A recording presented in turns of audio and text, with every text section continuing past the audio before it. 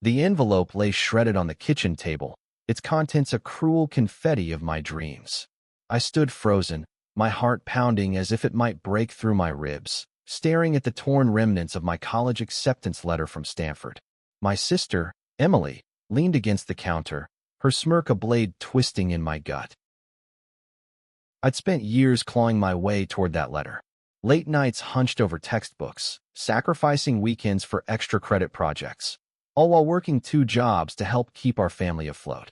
At 22, I was the younger sister, the one who'd always been told I was too soft to make it big. Emily, 3 years older, was the golden child, charismatic, confident, the one who could do no wrong in our parents' eyes. But I'd outworked her, outshone her, and this letter was proof. Or it had been, until she destroyed it. Why? My voice cracked, barely a whisper. I couldn't look away from the pieces, each one a fragment of the future I'd fought for. Emily shrugged, her blonde ponytail bouncing like she hadn't just obliterated my world.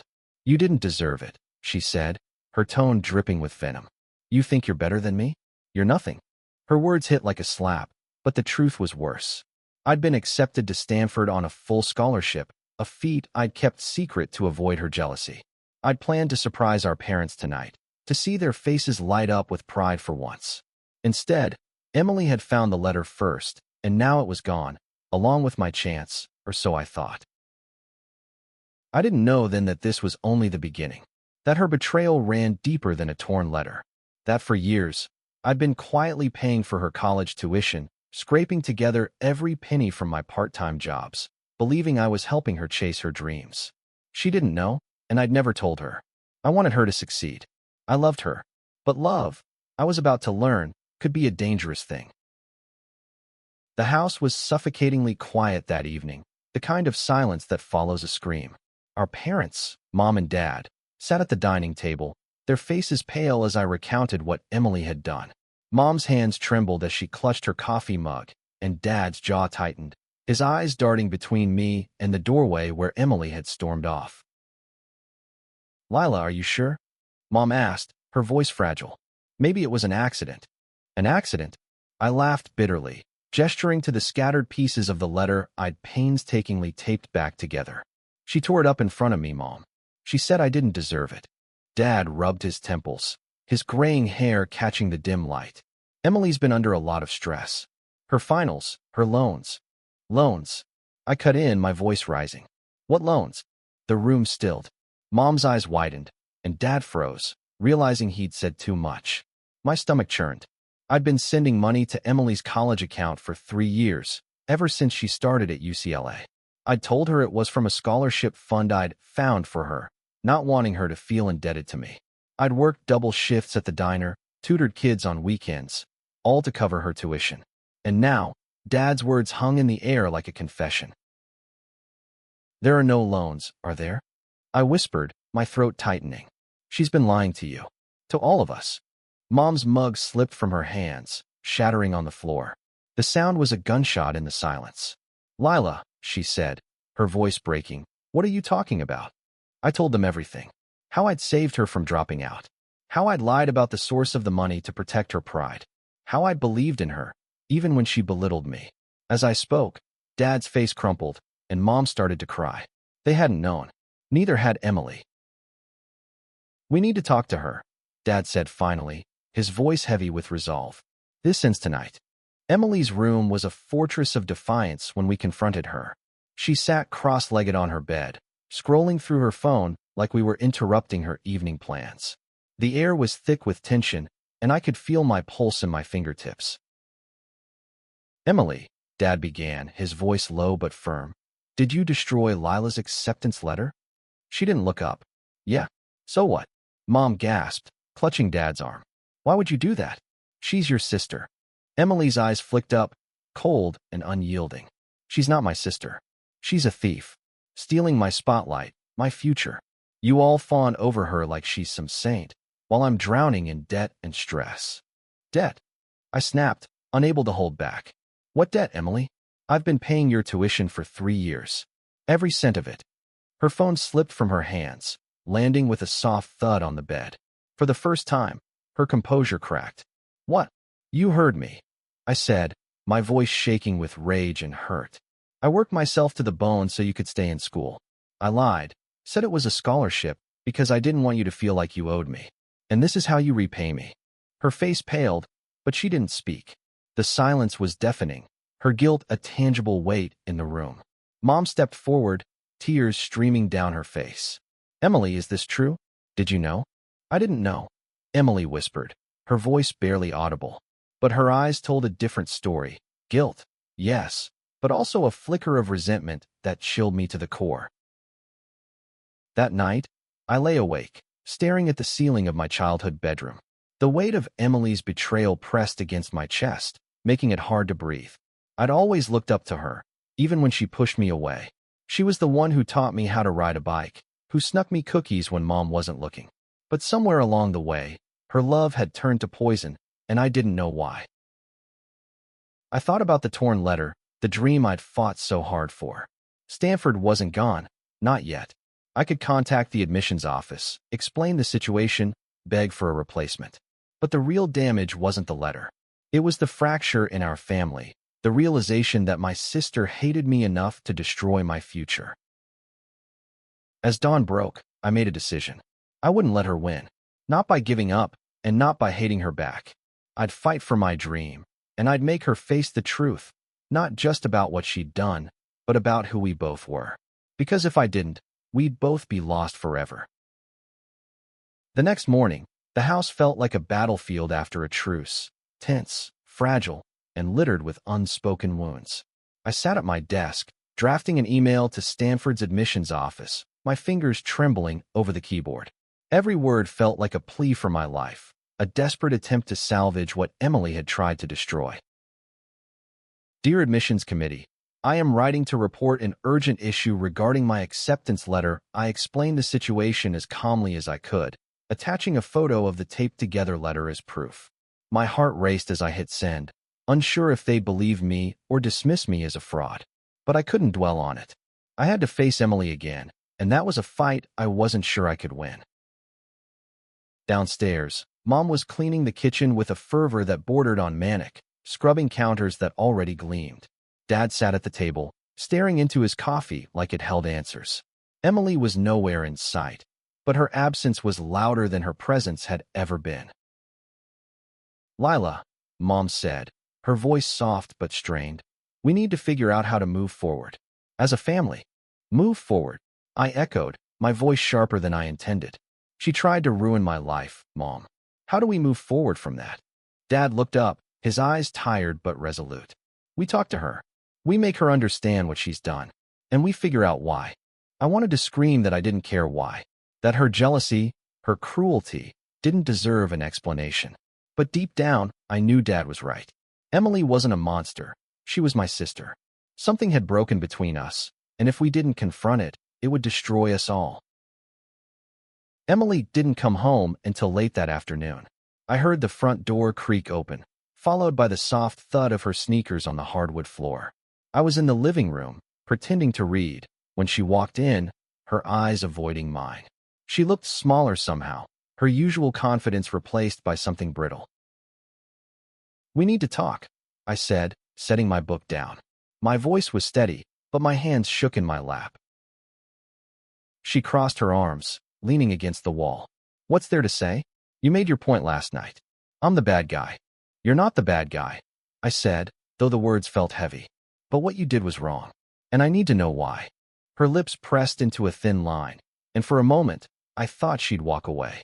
But then she sank onto the couch, her shoulders slumping. "You don't get it, Lila. You've always been the perfect one, the smart one, the one who gets everything right."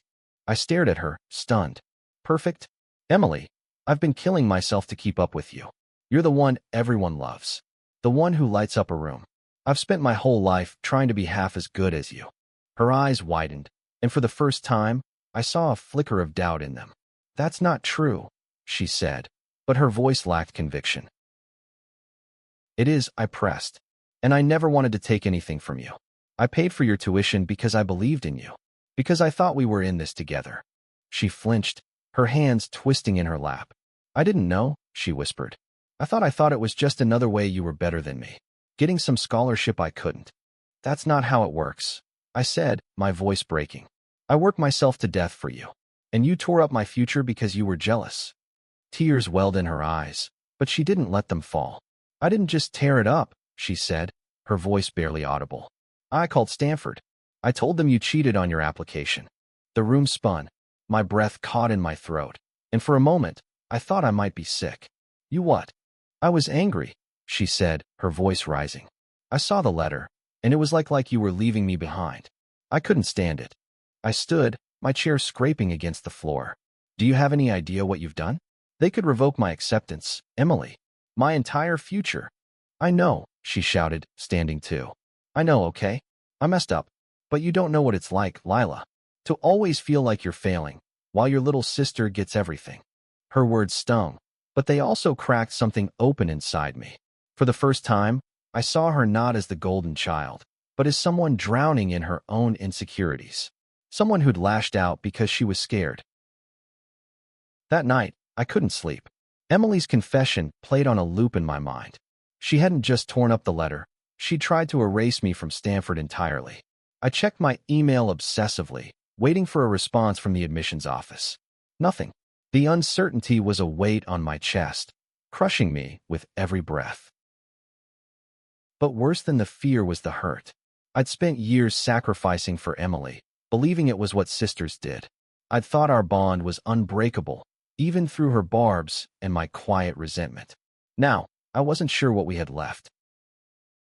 Mom and Dad called a family meeting the next morning. Emily sat across from me at the dining table, her eyes red-rimmed and distant. Mom's voice trembled as she spoke. We're a family, she said. We don't hurt each other like this. We need to fix it. Fix it, Emily muttered, her voice bitter. You can't fix this. I ruined everything. No, I said, surprising myself with the strength in my voice. You tried to, but I'm not giving up, and neither should you. She looked at me, her expression a mix of guilt and defiance. Why are you still fighting for me? After what I did? Because you're my sister, I said simply. And I still believe in you. Even if you don't. The waiting was torture. 3 days after I sent the email to Stanford, there was still no response.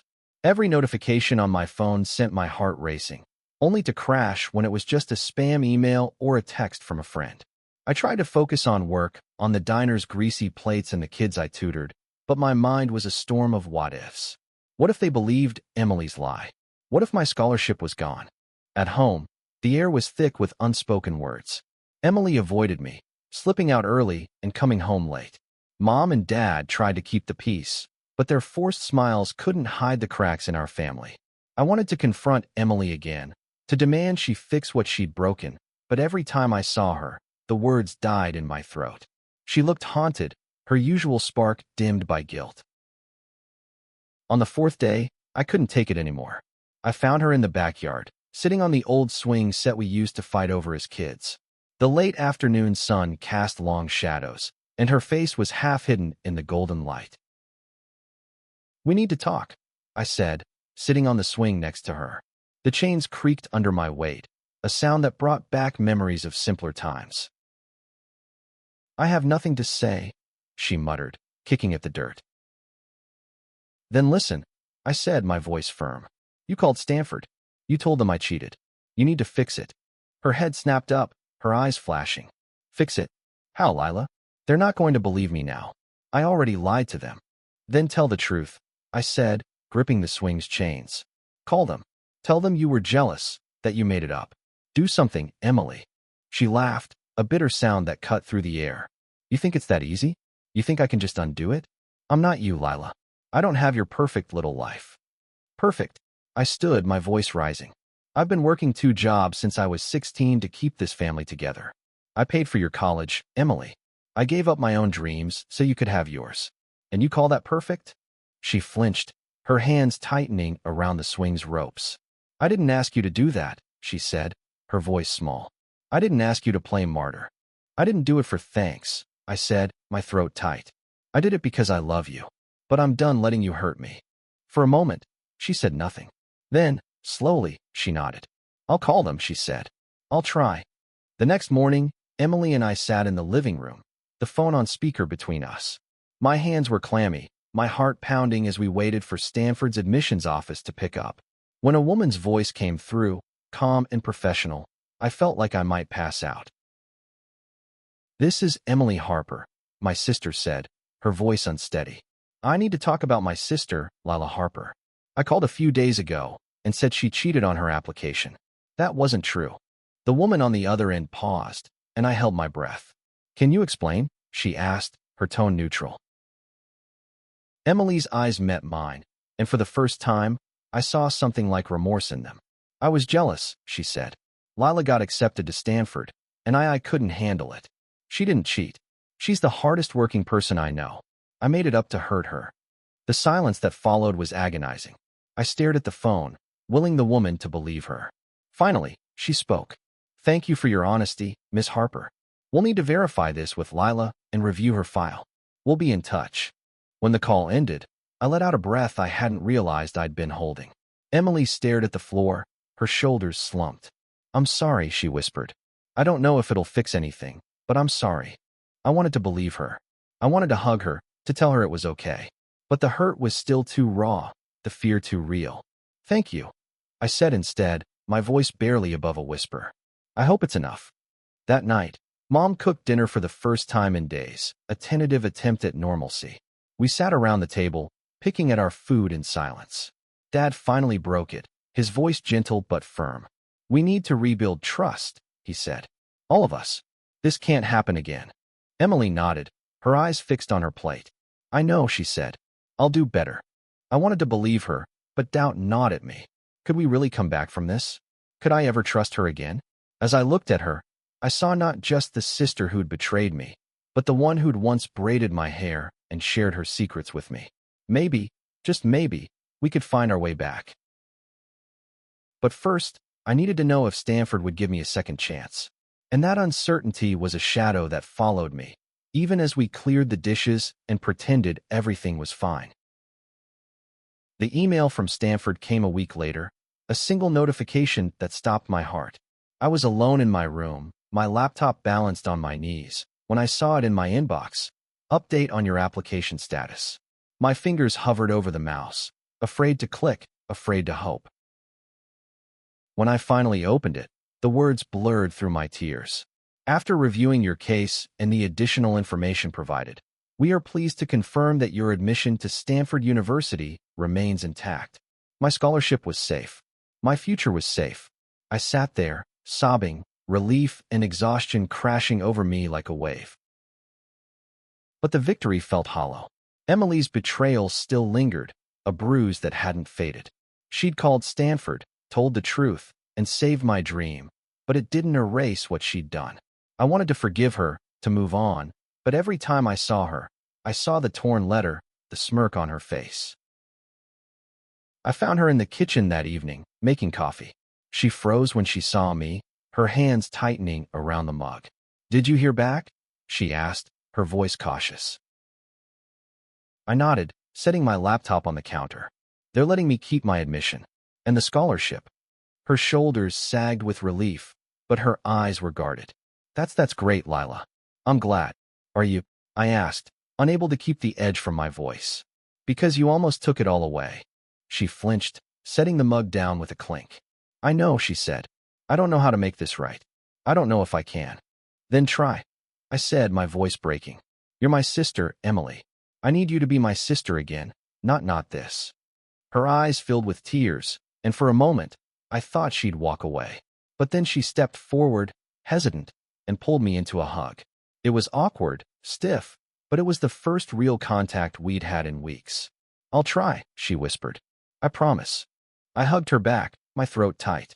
It wasn't forgiveness, not yet, but it was a start. Over the next few days, Emily made small efforts to bridge the gap.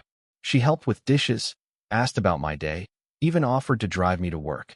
They were tentative steps, like a child learning to walk, but I could see she was trying.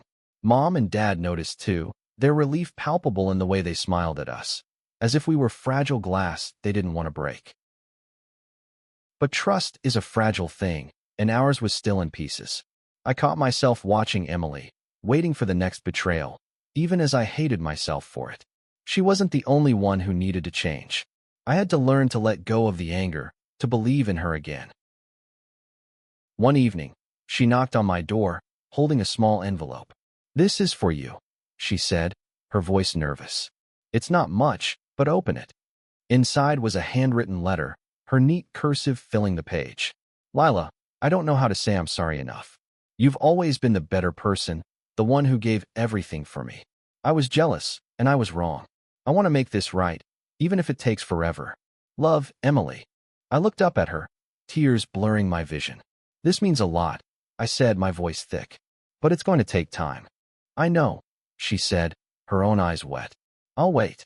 As summer approached, I started preparing for Stanford, packing my things, researching dorms, dreaming of lecture halls and new beginnings. But every step forward was tinged with the weight of what had happened. I wanted to leave it behind, to start fresh, but Emily was part of me, part of my story. One night, I found her in the backyard again, staring at the stars. "What are you thinking about?" I asked, sitting beside her. "My future," she said softly. "I've been so focused on competing with you, I forgot what I wanted. I don't even know who I am anymore." I reached for her hand, squeezing it gently. "You're Emily Harper," I said. "You're smart, you're strong, and you're my sister. You'll figure it out." She smiled, a real smile, the kind I hadn't seen in years. "You really think so?"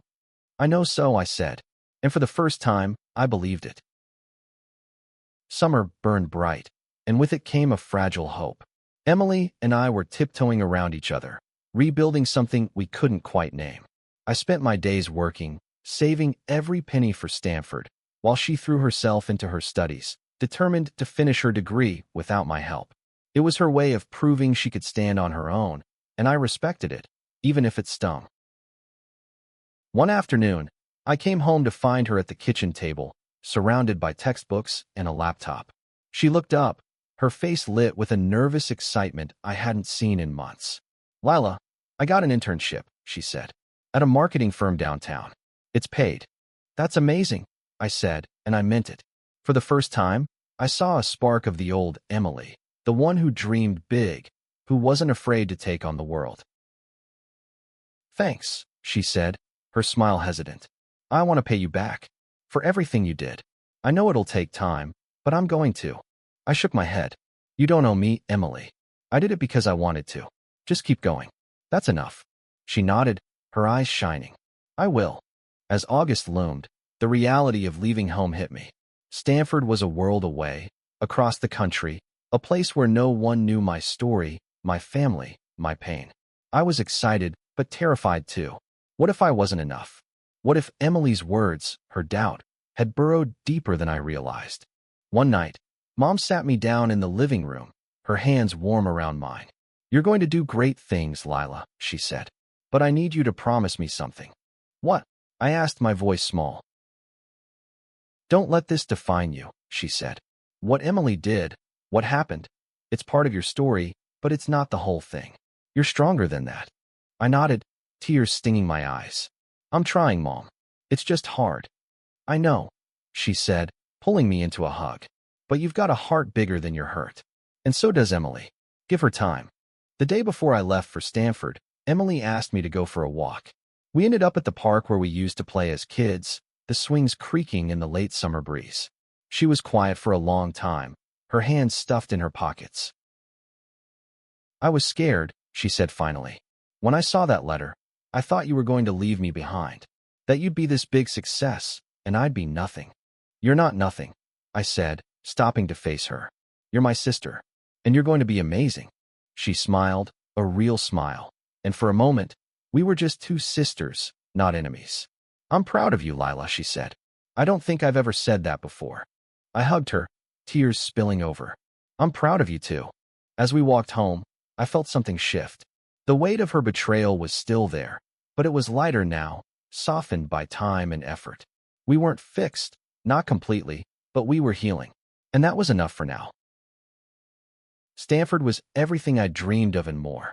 The campus buzzed with energy, with students who challenged me, professors who pushed me, and a world of possibilities that felt infinite.